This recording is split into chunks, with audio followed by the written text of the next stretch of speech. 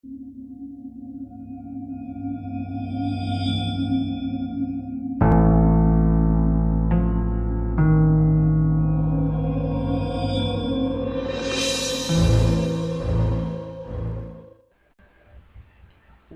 back to the Imaginary Gallery.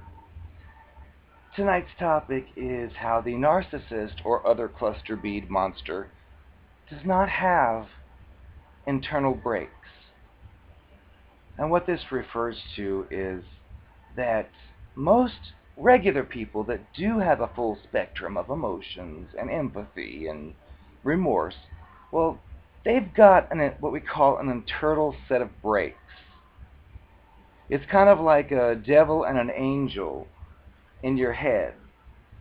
And what this refers to would be like you walk over to your friend's house and you see their mother left their purse out with a $10 bill sticking out. Well, the angel and the devil in your mind, which is the devil or the angel represents the internal set of brakes, would be you might say, "Ooh, she left out $10. I could sure use that. She's not here." And that's the devil talking. But then the angel says, "Don't take that $10. It's not yours, it's hers." And conscience and a sense of remorse, if you did, is like a set of brakes. So you stop yourself from that temptation to take that $10. And in fact, you might even say, "Hey, ma'am, you got $10 sitting out. You better put that away." Well, that's the internal set of brakes that these cluster bees don't have. Their viewpoint is more like, here's a situation, there's money there, no one's around, I can get it and take it, nobody will know. And they'd even be as slick as to take that money and then run out back in the front door and then knock on the door again. And when the mother answers, just come in and pretend like they didn't know anything about the money and just say, "Oh, your purse is out." Well, then of course you would never suspect the monster of taking that money. But again, they view life as like it's a huge game board. And their decisions they make, regardless of the fake image they've tried to sell you, which is like just like yours, that's phony.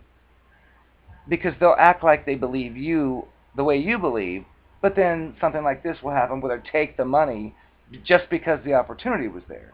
And over time, you'll start to uncover various instances of this very type of thing, and you'll be weighing that against how they pretended to feel the same way you felt.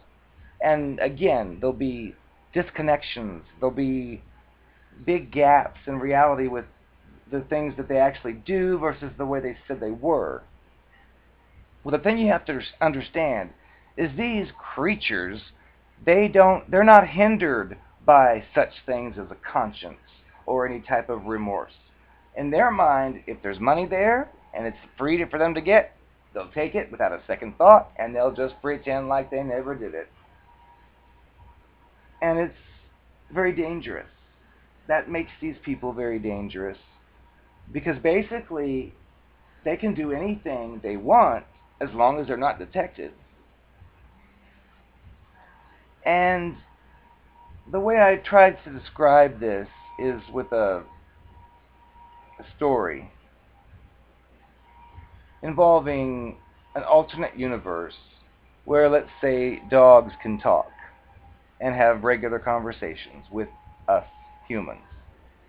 Well, a typical example to illustrate just how these lack of internal brake people work would be you go to bed with your dog in the room, you shut the bedroom door, and you fall asleep.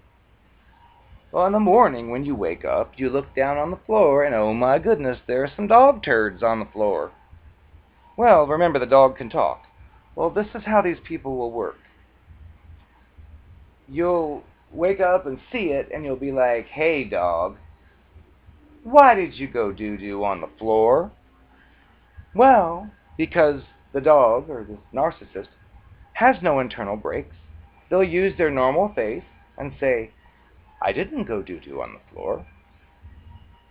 And you will be like, "Oh, yeah, right, what do you call that?" And you'll point, and they'll say, "I don't know what that is." And it's like, it's dog do? You're a dog. And they'll say, well, I didn't do it. So you will be like, come on now, the door's locked. It's still locked. There's no other dog in here. Come on now, why did you go doo-doo on the floor? And again, this narcissist dog will say, I told you I didn't go doo-doo on the floor. And then you're like baffled because clearly there's no other dog in the room. And so you may say, oh, really? And this is what they get off on. They love the evil or the negative electricity, just like a child. If you give them positive or negative reinforcement or attention, doesn't matter. As long as they get a reaction, they got their narcissistic supply. But you'll go through your logic of, come on now, you're a dog, you're the only dog in here, and there's doo-doo on the floor, and obviously you did it, and they'll play their silly game of, did you see me go doo-doo on the floor? And you'll be like, no, but I don't need to see you because it's there. But that's how these creatures work, because they're basically children trapped in adult bodies in a fantasy world, which think that if you didn't see them actually squat and go doo-doo, then they can say it was not them. And you, of course, are an adult and know that that's kind of unrealistic, but these people treat it with their normal, straight face of, well, I didn't do it.